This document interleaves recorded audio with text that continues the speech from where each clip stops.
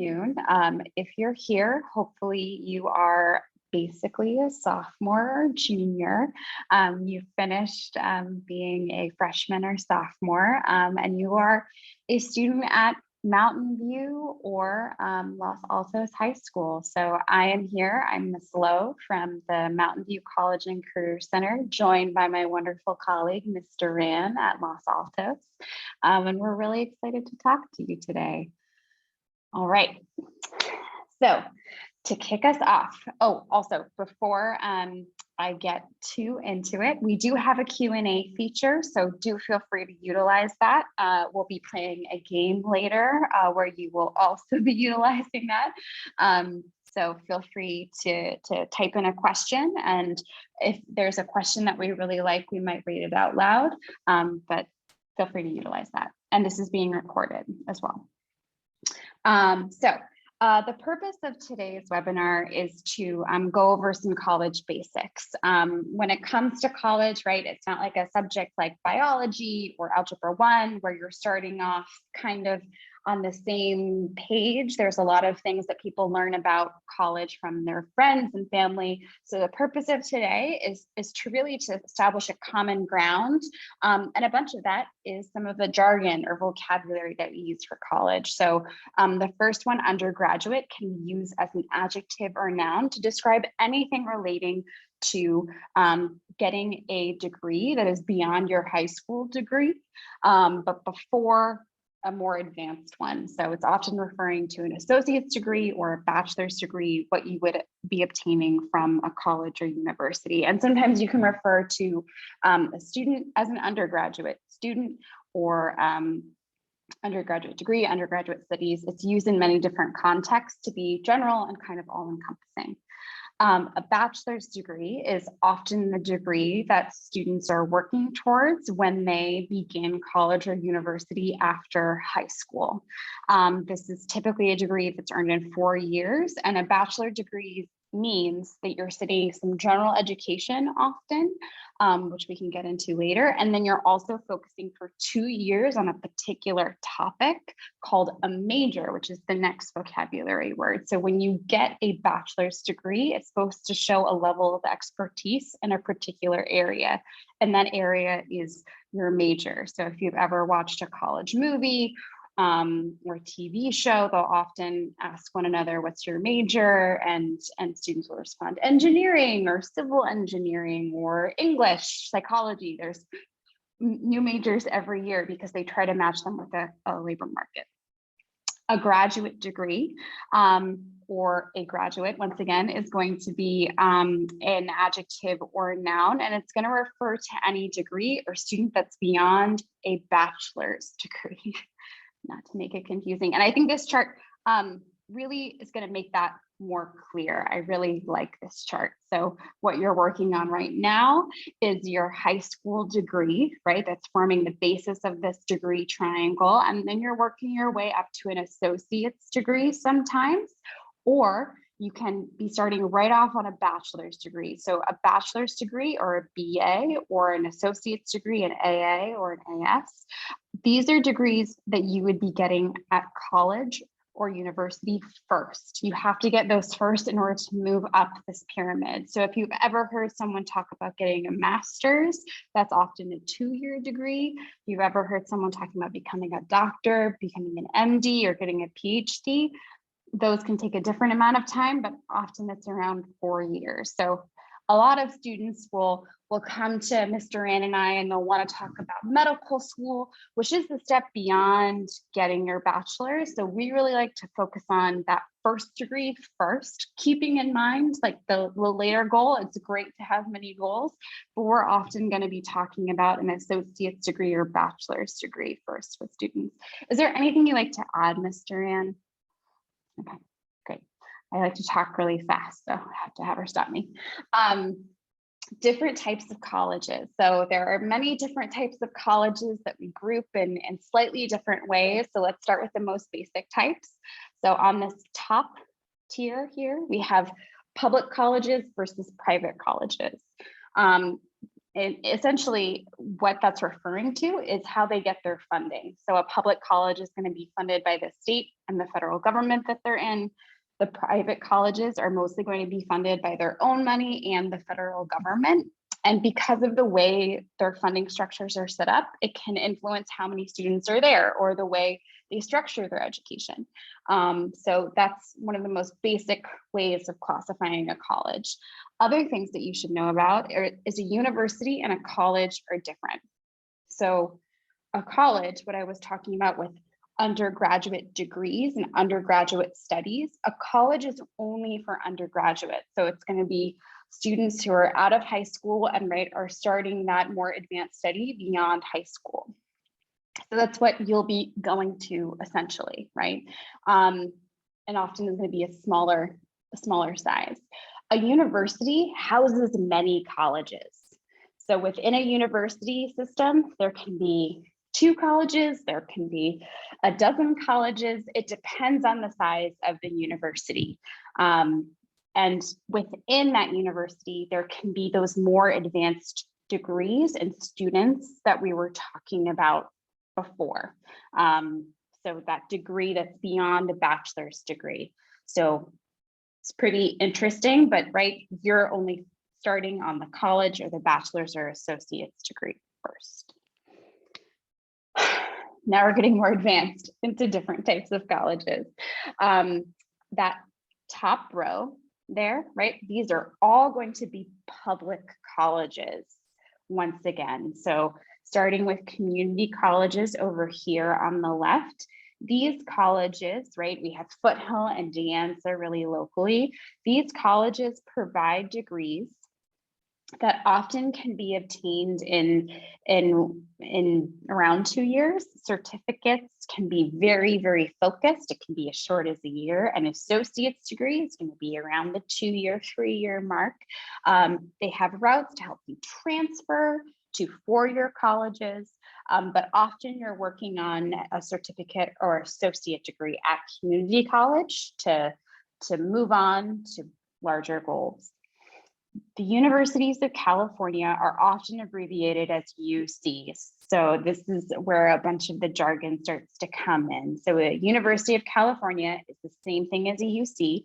There are 9 of them in the state of California. They're all a little bit different, but they're public universities. So you qualify for in-state tuition because you are an in-state student. That's pretty nice. And their focus is going to be research. That's what these institutions were built on. That is what their focus is.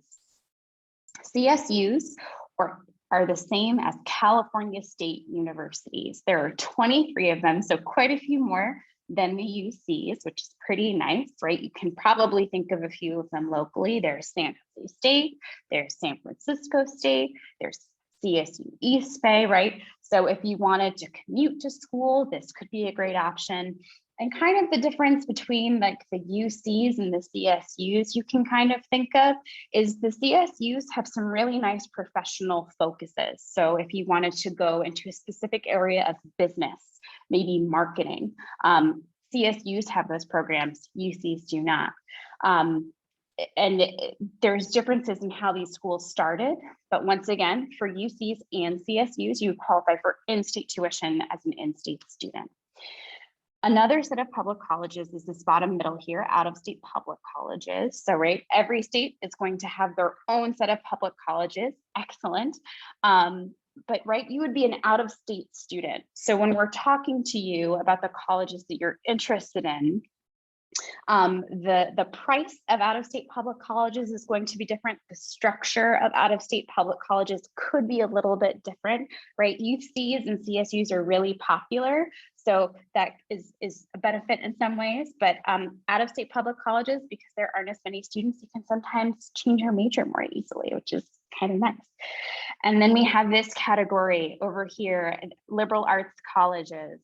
So a liberal arts college is often the most misunderstood of any type of college by any student. So when you see art there, do not think of art like painting art or photography art. You should be thinking of liberal studies as more of interdisciplinary studies. So liberal arts is really about combining different types of content, of subject area content, and using analytical thinking to make statements about that. So liberal arts colleges are actually really valuable. You're not going to be learning just how to paint. You could go to a liberal arts college and study biology, right? You could study a hard, quote unquote, science. So don't disregard them right away. And then this other category here, the last one that I have, conservatories or art colleges. If you've heard of a conservatory before, it's going to mean that that particular college or school teaches a fine art. This is where that painting art, the photography art does come into play. So if you are interested in living and breathing a particular art form, film is one of a popular choice here at MVLA. This would be a type of school where you would be taking mostly only film classes or all drawing classes or book publishing classes, and really living and breathing art. So it's a very particular type of student who would be looking at a conservatory or art college. Is there anything you want to highlight about these colleges, or we're okay? All right, I believe this is you now, Mr. Rand. Excellent. So thank you for that great overview on some of the different types of colleges and universities and the different pathways. So I'm going to start talking about, why do students go to college? So we know that these places exist, but what are the reasons why you might want to go to one of them? So first on the top, we have to get a credential. And so whether it's starting at the community college or going directly to a college or university that's issuing a bachelor's degree, there's a credential that you're getting by attending that school. And that could be a focus on your employability and your training for your future career. Another reason why students want to go to college is for kinship. So this chance to meet new people, expand your network, create lifelong relationships. And another reason why students might want to go to college is for the education. So not just the credential, but the ability to learn from professors, to learn from new experiences like studying abroad or getting an internship.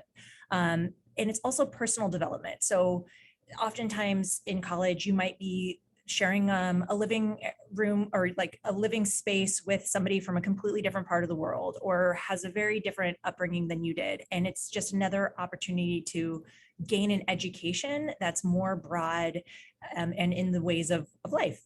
And when you're thinking about this, it's important for you to consider what's most valuable to you. Maybe you're looking at these three different things and you're saying, well, two of these matter a lot to me, but one of these not so much, or one of these far and away is more important to me.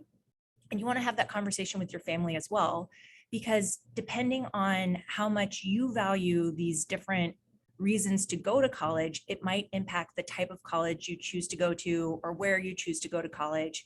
And that will definitely come up as you start researching and have conversations with the college counselors. Next slide. Okay, then how do you decide where to go to college?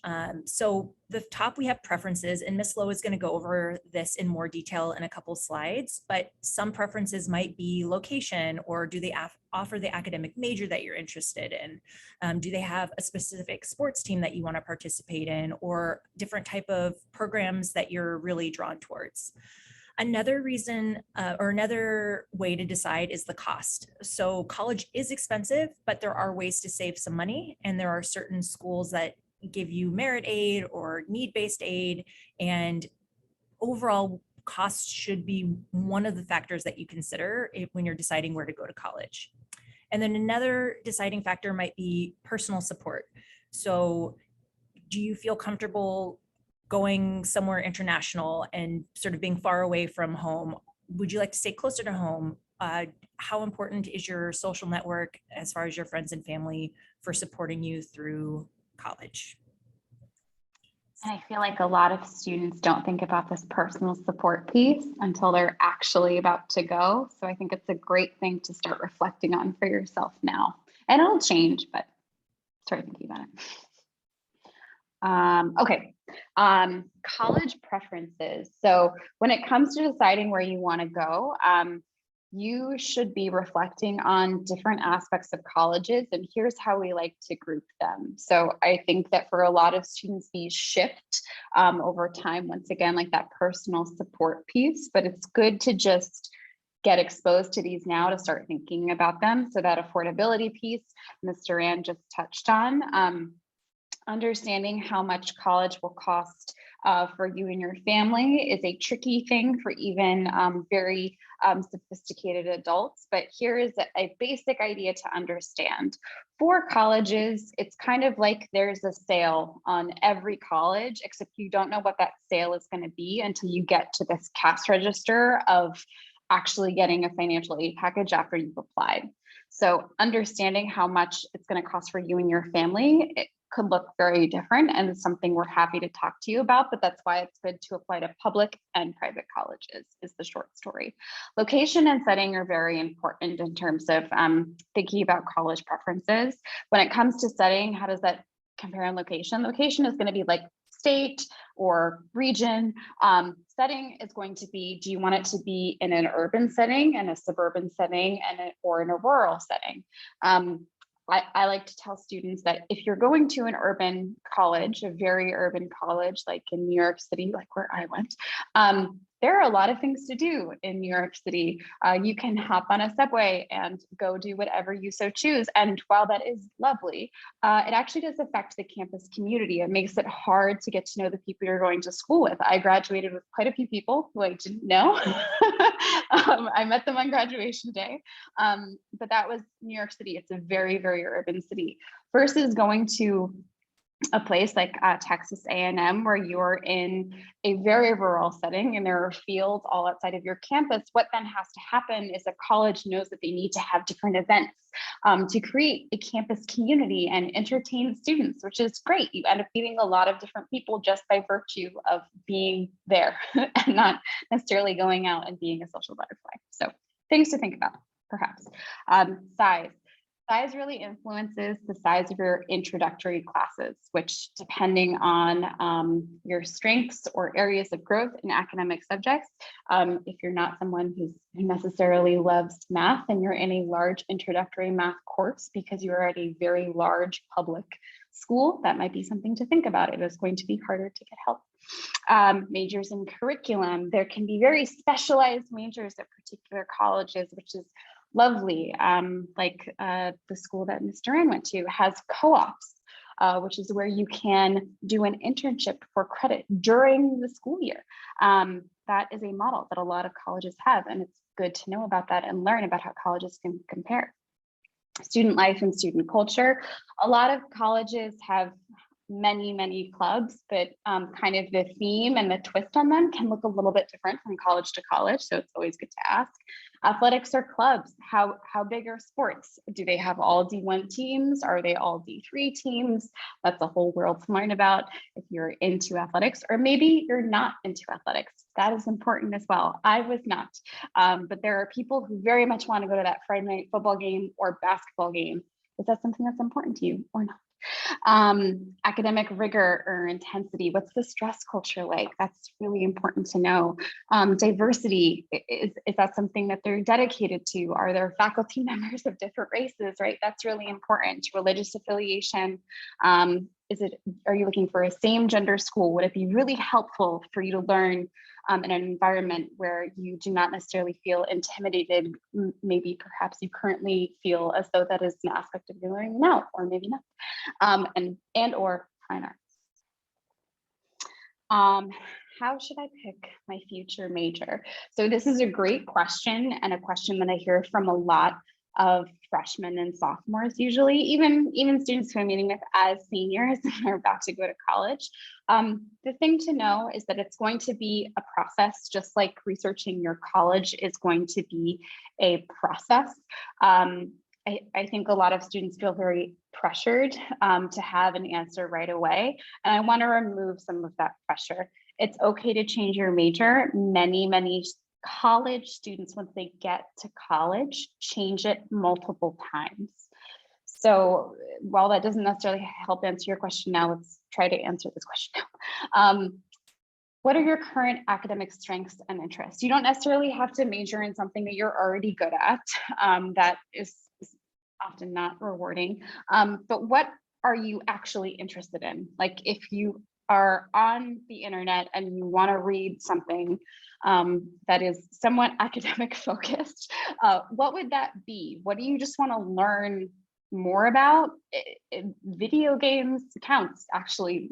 Gaming is becoming a major. So there are all different types of majors out there. Try to think of the academic interests of things that you are intrigued by in your free time. College Board has some excellent resources that maybe we'll find a way to drop in the Q&A since we don't have the chat. But those are two that we'll highlight for you today. Sorry, could you say that again? Sorry, Siri is interrupting me. No, I will not, Siri. Other things that you can think of in terms of a major. Do you know that undecided is a major choice, or an exploratory major is a choice? There's even majors that are called like a liberal studies major, or like a twist on a major, basically, that is a conglomeration of different majors. So you really don't have to be focused on finding something right now. You can also know that you can kind of leave it open-ended for the future. And then in my opinion, whenever I advise students about majors, I firmly believe that it's always better to have a more broad major than a very specific major. So many students will come to me and they'll say, I want to be a genetics major. And I'll say, that is great. For you to actually get a job in genetics research, you're going to have to go on and get a graduate degree. So if you also expand your search to include a biology major, you're going to get access to many of the same opportunities as you would a genetics major. And if you want to switch over to something that's like more, I don't know, in a slightly different field, perhaps, than the sciences, biology is going to be a bit more of an umbrella than a specific genetics major. There aren't too many jobs in the US where you have to have a particular major for your bachelor's degree in order to get hired.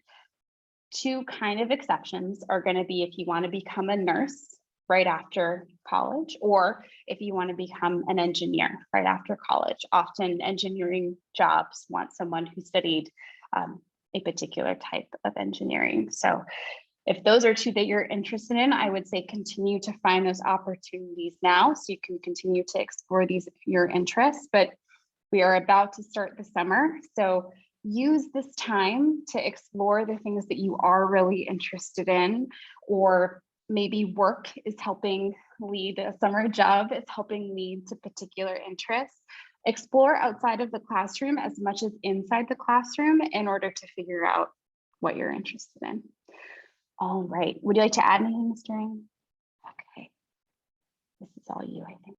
Okay, so we just gave you quite a bit of information to start thinking about, the future. But I want to pivot now to what can you do now? So some things that you can actually do starting today, you can create an activities list and then make a point to keep it updated throughout the year. And you can link that in Naviance if you choose to create it in a Google Doc. So in Naviance, under About Me, there's a resume, or an About Me, then a resume section. You can link a Google Doc there that anyone with link can view. And then you just go to that Google Doc when you join a new club, or when you earn an award, or you gain some hours in a sport or a volunteer activity, and you just make a point to keep that updated. And then if you're like, oh, I don't have anything right now to put on that activities list, the point too is getting involved. So this can look many different ways. It could be joining a school club. It could be volunteering in your local community. There's volunteering opportunities that are remote. So you could be tutoring somebody from around the world, from your home. So there's lots of different ways to volunteer. You could get a paid job. You could engage in a self-directed project. So maybe you're really, like Ms. Lowe was saying, you're really interested in something and it doesn't quite fit into a formal course, but you want to explore it further. Maybe I sometimes use the example of building old historic wooden boats. You can get into the history of those boats and you can build those in real life and in a small scale. Or you can engage in training. So you could get CPR certified. You could get trained to become a lifeguard. You could just earn a certificate. Google Grow has various certificates that are professional certificates. If you're really interested in IT or marketing, you could look at that, and it's free for students. So there's definitely ways to get involved. And then summertime is a great time to self-reflect and take a step back and think, what did I learn about myself this school year? What fuels your tank? What gives you more energy? What activity do you engage in that when you finish it, you sort of feel more enthusiastic, or you lose track of time while you're doing that activity? And then also making a note of what drains your tank. So maybe you're really, like Ms. Lowe was saying, maybe you're really good at a specific subject, but you feel sort of exhausted after you've been working on it for a while. There's nothing right or wrong. It's just noticing that and reflecting on how you feel after engaging in different things. And then we're going to challenge you all to expand your comfort zone. So that will look different depending on who you are and what your comfort zone already is. So for some students, that might be saying, I'm going to join a club next school year, and I'm going to join something like that. Or maybe you've been a part of clubs and you want to level up and you're ready to email your elected congressperson about something you're really passionate about, and you want them to listen to your voice. So it can look very different. And we're both here, the College and Career Centers at both sites are here to help you figure out, like, what is a reasonable, challenging way to expand your comfort zone. And then lastly, what you can do right now is you can engage. So when the pandemic hit, almost every college and university started creating a lot of online content. So you can go onto their websites, their web pages are updated. You can look at their YouTube channels for videos. You can watch recorded webinars. If you're able, you can go to a campus visit in person, even if it's a local campus and you're pretty sure it's okay if you're like, I don't even think I want to go to that school. See if you can go visit San Jose State to get a sense of what it's like. Go to UC Santa Cruz, see what that campus is like, experience it, and just get a sense of how they're different. And then in the fall, both of the schools will have in-person college rep visits. So keeping your eyes out for that. We're going to have a college fair in September where you're invited to join. So just looking for opportunities and then opting in when they present themselves. And then a question that we both get quite frequently, how many colleges should I apply to? And the answer is, it really depends on the student. We say sort of the average is around 9. Some students apply to fewer, some students apply to a few more. But if your list gets way too long, it's just very hard to manage all of the communications from that school. And it might be an indicator that you haven't done quite enough research on those schools or enough self-reflection to have really narrowed your list down.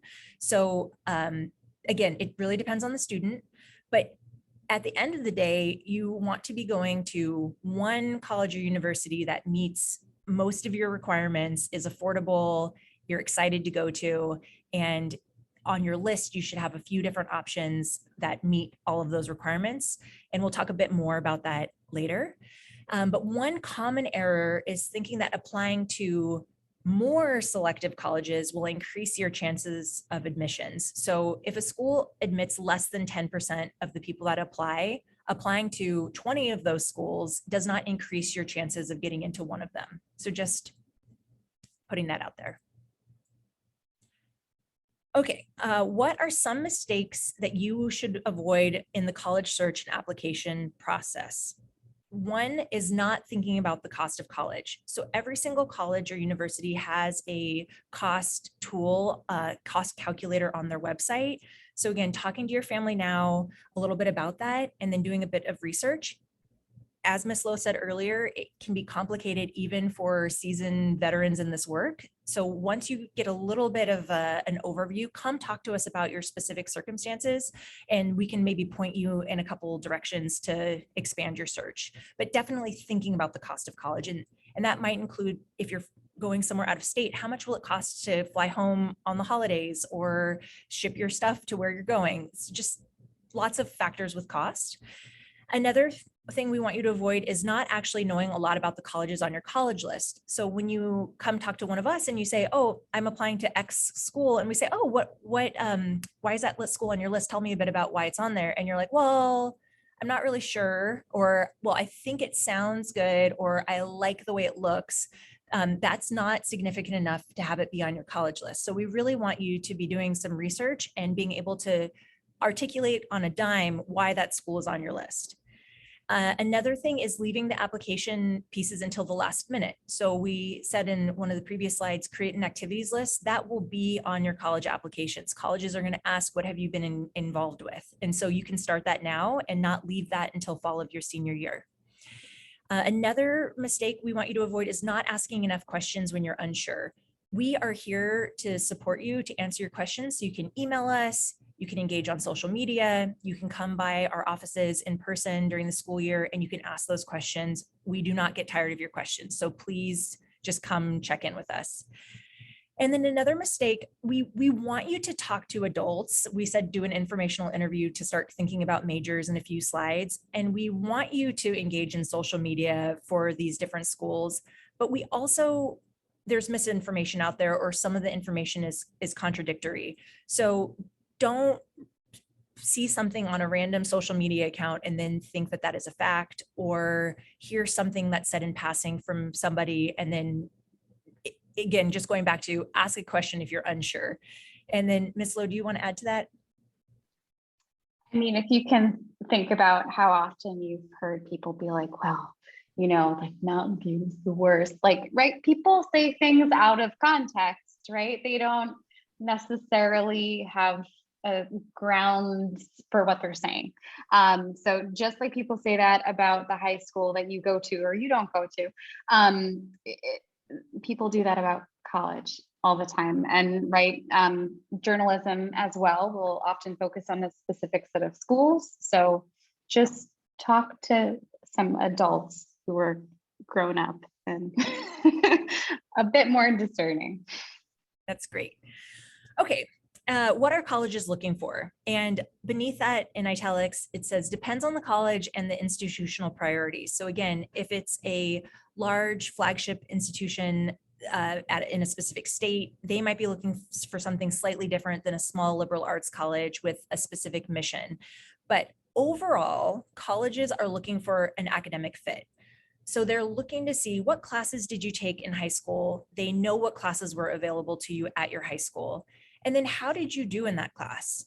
And then would you be a fit at their school? So I'll just use an example. Think of like a very technical college where maybe their entry-level math class is very advanced. If math is not your subject that you've challenged yourself in, would there be a math class available for you entering that college or university, or would you need to take additional math before starting at that college or university to be best served there? So colleges really want you to arrive on their campus and be successful in the academic program that they offer. And so you want to just be making sure that you're aware of the academic fit. And that's what they're going to be looking at is your transcript. And then they're also going to be looking at your interests. So how do your interests enrich their program? Are you, again, back into that wooden boat building? Maybe that's going to be something that you're bringing into the classroom and maybe you're studying history, or studying something else, or you're studying, I don't know, mechanical engineering, but you have all this experience with shipbuilding.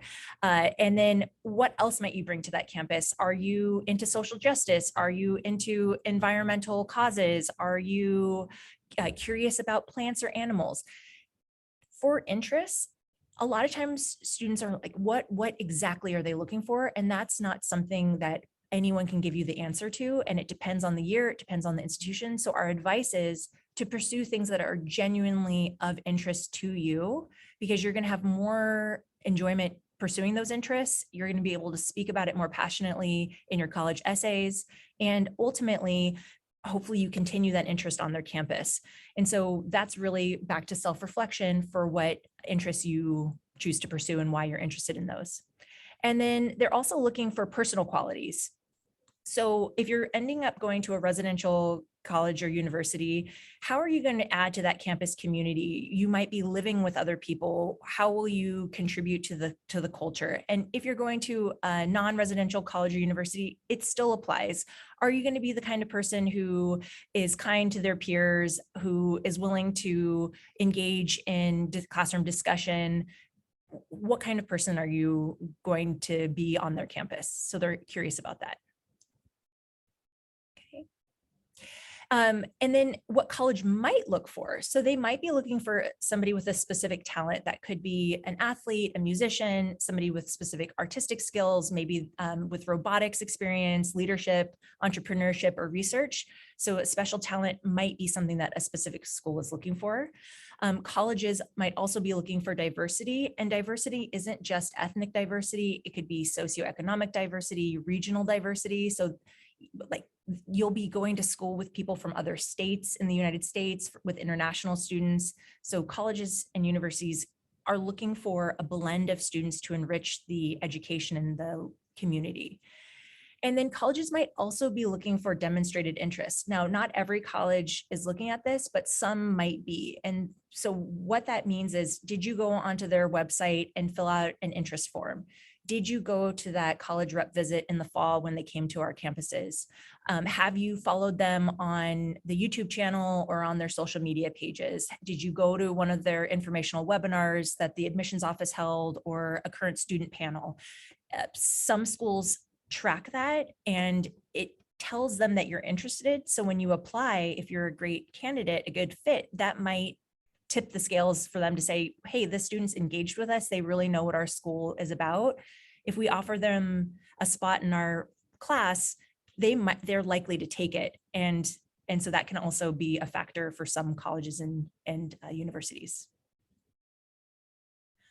Okay, so just some quick facts. A lot of students come in and have a lot of concerns about, if I don't go to a specific college, what will my life be like? Or I don't think I'm going to be able to get into any college.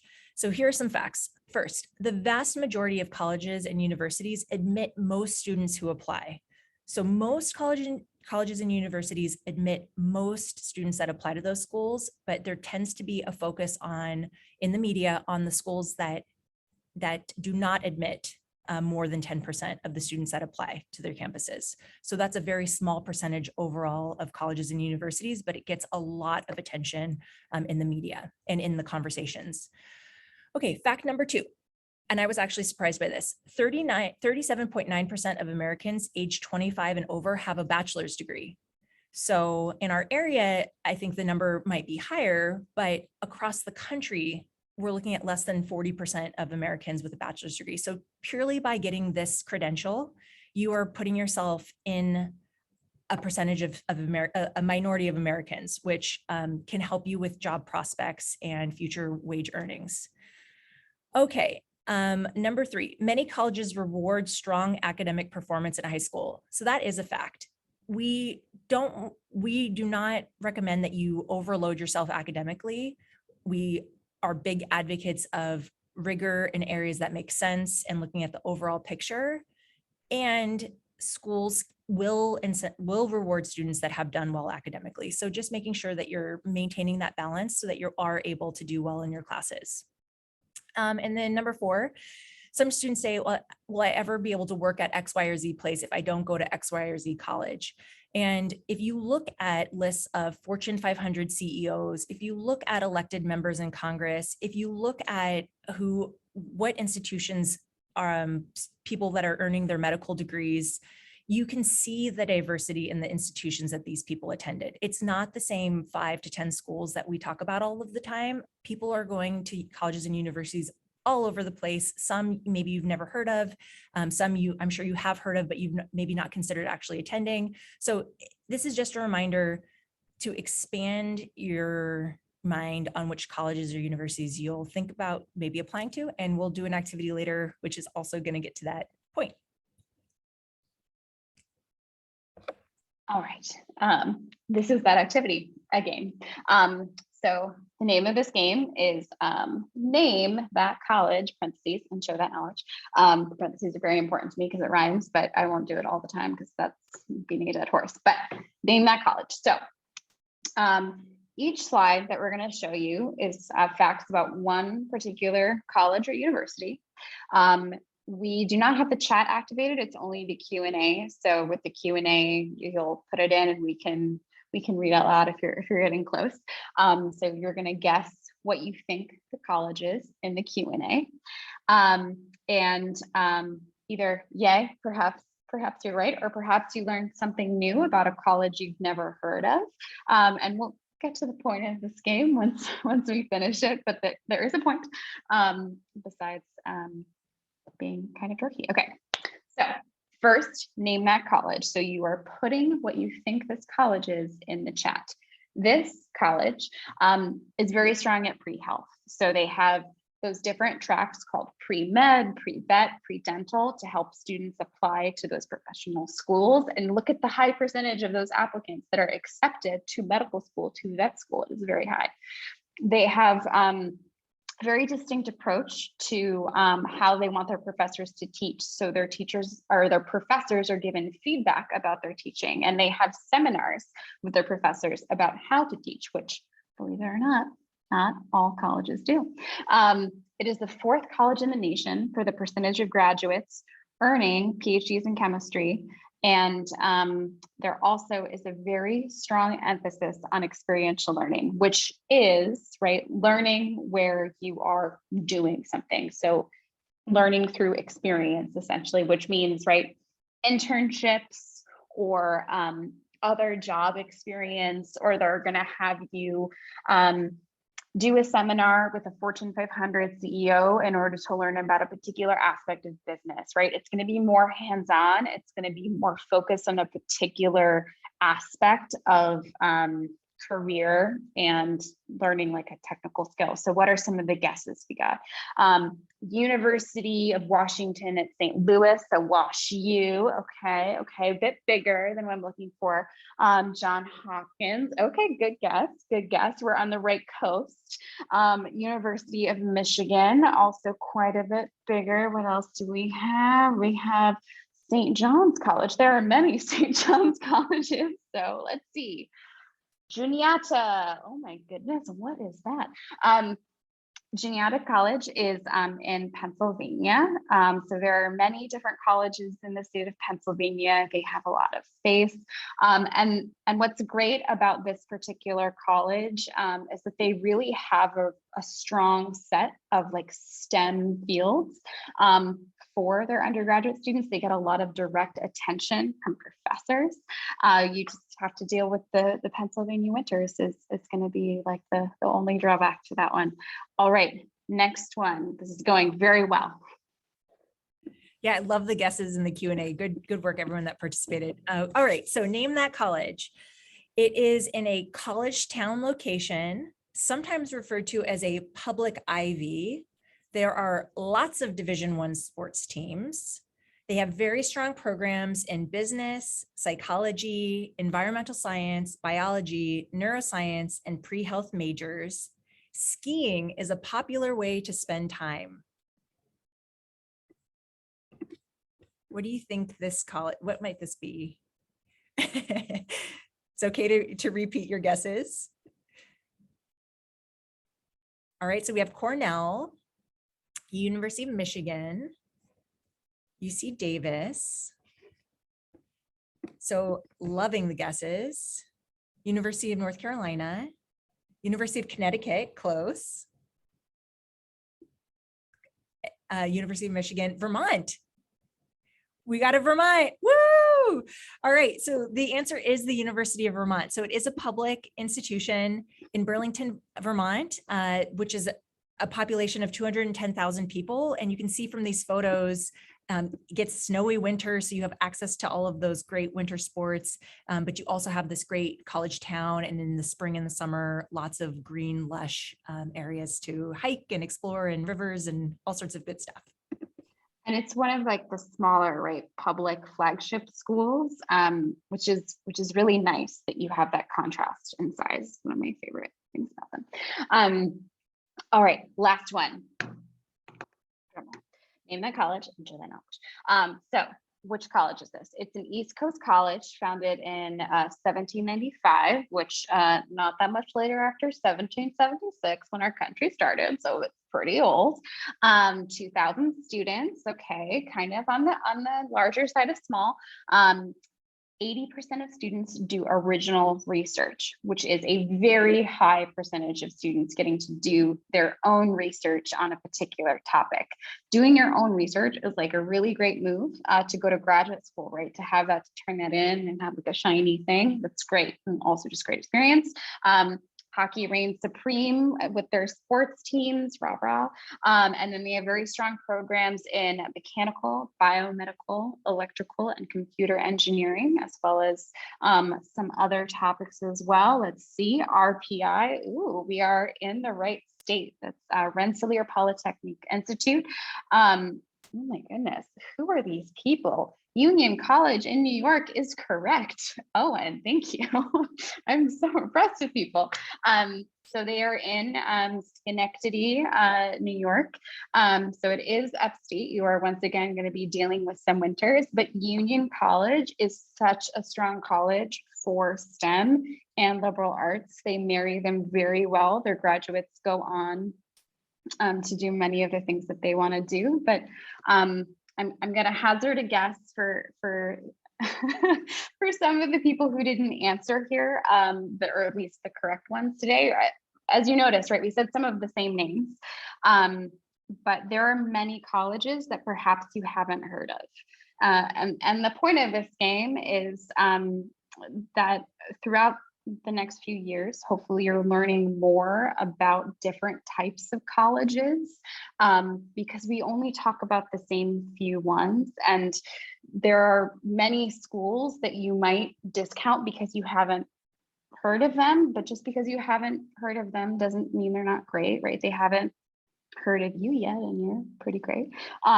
So take it upon yourself to start learning about different types of colleges that might not have the brand name that you've heard of just because of the news or your friends. And then I believe this resource slide, do you want to touch on any of these, Ms. Duran? Yeah, I think so. There's just a question that popped up in the Q&A. And the question is, if I want to study something specific, how do you find out which colleges offer this? So there's a couple approaches, and because you're young, you're still in the explore everything and anything and everything phase of it, right? Like cast your net wide.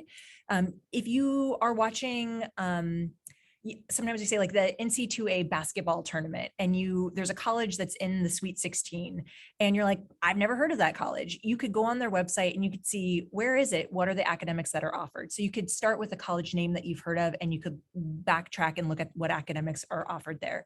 Or you could use tools like Naviance or College Board's Big Future website. And in those tools, you could actually check by specific major, and you can add filters saying, I only want to look at schools in this region, or I want to look at schools in these specific states.